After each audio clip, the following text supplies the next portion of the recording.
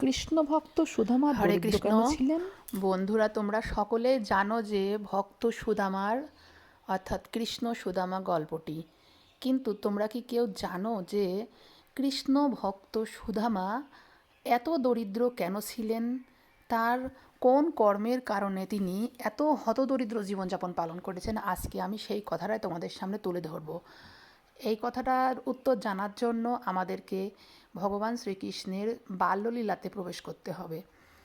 ভগবান শ্রীকৃষ্ণ যখন বালক ছিলেন তখন ভগবানকে অধ্যয়নের জন্য গুরুকুলে পাঠানো হয়েছিল। ভগবানের গুরুদেবের নাম ছিলেন শান্তিপুনি মুনি। সেখানে ভগবানের সমবয়সী বিভিন্ন সখা ছিল। তার মধ্যে সুদামা ছিল সবচাইতে অনুরাগী, ভক্ত সখা এবং প্রিয়। সবসময় গুরু গুরুগৃহে তিনি সুদামার পাশেই বসতেন, সুদামাকে সবসময় সাথে রাখতেন। সুদামাও সবসময় ভগবানকে অনুকরণ করতো এবং ভালোবাসতো, চোখে হারাতো এক কথায়।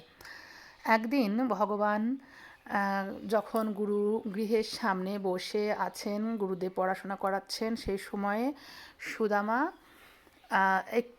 সেদিন পড়াশোনা যে কোনো কারণেই হোক করে আসেনি, তৈরি করা হয়নি। তখন তার শাস্তি ছিল যে সারাদিন, মানে সেই শান্তিপুনি মুনির আশ্রমে শাস্তি ছিল এটা যে যদি পড়া ঠিকমতো না করতে পারলে সারা দিন তাকে বনে পাঠানো হবে এবং যজ্ঞের কাঠ আহরণ করা এবং এই হিসেবে তাকে শাস্তি দেয়া। ভগবান কৃষ্ণ সেটা জানতেন। আর সুদামার সেদিনকে পড়া না হওয়ার কারণে ভগবান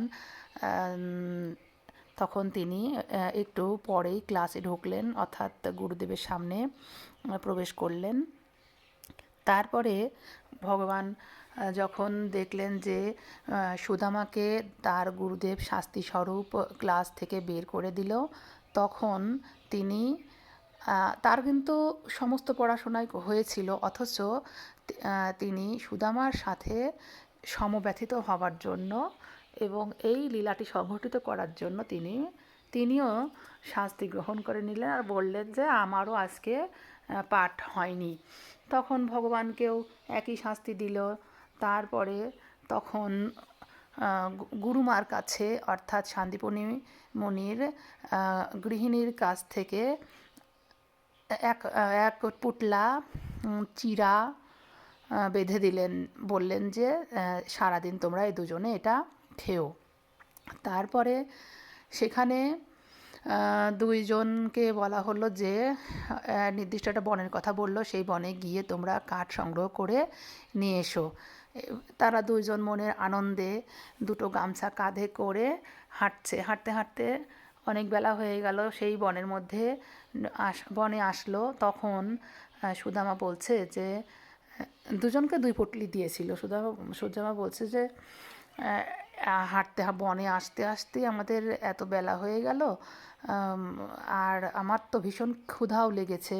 তখন কি করা কৃষ্ণ? তখন কৃষ্ণ বলছে তুমি তুমি যাও বনের ভিতরে যাও, কাঠ কেটে নিয়ে আসো, আমি এখানে বসে আছি।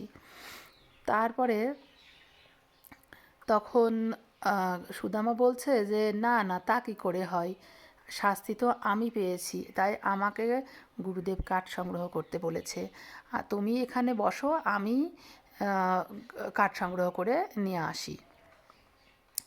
এই বলে ও একে বলছে, ও সুদামা কৃষ্ণকে বলছে, কৃষ্ণ সুদামাকে বলছে। তারপরে ভগবান তখন কাঠ আনতে গেল। ভগবানই গেল ভিতরে কাঠ নিয়ে আসতে। ভগবান কাঠ কেটে কাটতে কাটতে অনেক বেলা হয়ে গেল, দুপুর গড়িয়ে বিকাল হয়ে গেল। তারপরে সেই খাবারের পুটলা নিয়ে সুদামা বসে আছে আর ভাবছে যে এত বেলা হয়ে গেল, খিদা লেগে গেল। তখন কৃষ্ণ মনে হচ্ছে এক মুঠ খাই, আবার মনে হচ্ছে না, কৃষ্ণ আসুক, তারপরে একসাথেই খাবো। তারপরে আবারও এত পরিমাণে ক্ষুধার চাপ এসে যাচ্ছে যে মনে হচ্ছে আবার খাই। এরপরে তখন মনে মনে ভাবছে যে আমার ভাগের পোটলাটা থেকে খেয়ে নিই, তারপরে কৃষ্ণ আসলে কৃষ্ণের পোটলার থেকে খাবে। তাই বলে নিজের ভাগের পোটলার থেকে খাবার খেয়ে নিল। কিন্তু ক্ষুধার মাত্রা এতটাই বেশি ছিল যে নিজের পুটলা খাবার খাওয়ার পরেও তার ক্ষুধা যেন কমছে না। তারপরে আর ক্ষুধা সহ্য করতে না পারার কারণে মনে করছে যে না, বন্ধুর পুটলা থেকেও খেয়ে নিই, খেয়ে তো নিই আগে, তারপরে যা হয় দেখা যাবে।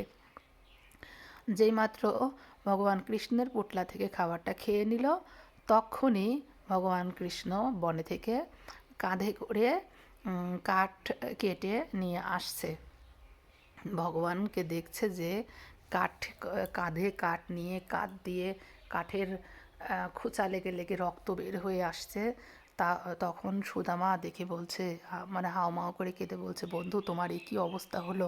তাই বলে ভগবানকে ভগবানের কাছ থেকে খড়িগুলো নামিয়ে নিয়ে তারপরে নিজে হাতে রক্তগুলো মুছে দিল, ঘাম মুছে দিল এবং বন্ধু বসো বলে বিশ্রাম করে হাওয়া দিতে লাগলো।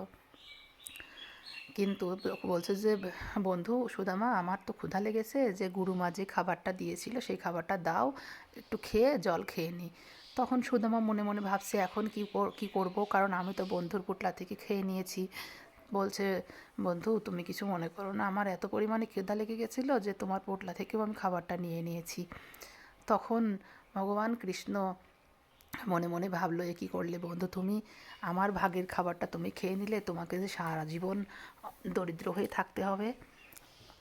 মনে মনে তারপর বললো ঠিক আছে তুমি চলো। তাই বলে তখন দুইজনে সেই কাঠগুলো নিয়ে গুরুগৃহে পদার্পণ করলো। গুরুগৃহে পদার্পণ করার পরে তার সেদিনকার শাস্তিগুলো মিটে গেল। কিন্তু এখানে যে কথাটা বলার ছিল যে ভগবানের যে অংশ ভগবানের প্রাপ্য, সেই অংশ যদি ভগবানকে না দেওয়া যায় তাহলে সারা জীবন হতদরিদ্র দুঃখী হয়ে জীবনযাপন করতে হয়। সেই জন্য যখন পরকালে ভগবান কৃষ্ণ আর ভক্ত সুদামার যখন মিলন হয়, সেই এক মুঠো চিরাই ভগবানের প্রাপ্য ছিল। সেই চিরাটা যখন ভগবান মুখে দিল তখন সুদামার অভাব দূরে গেল। সেই জন্য ভক্তরা ভগবানকে সবসময় ভগবানের প্রাপ্য যেগুলো ভগবান গীতাতে ভাগবতে বলেছে এইগুলো আমাকে অর্পণ করবে, সেইগুলো অর্পণ করতে হয়। না করলে দোষের ভাগী হতে হয় এবং তার ফলস্বরূপ অনেক কিছু হতে পারে। তোমাদের এই উপাখ্যানটি যদি ভালো লেগে থাকে, অবশ্যই এটা কিন্তু কোনো বানানোর কথা নয়, এটা ভাগবতীয় কথা। যদি ভালো লেগে থাকে তাহলে অবশ্যই আমার সাথে থেকো এবং তোমাদের মতামতটি জানিয়ে দিও। আর চ্যানেলটি সাবস্ক্রাইব করে আমার পাশে থেকো। রাধে রাধে।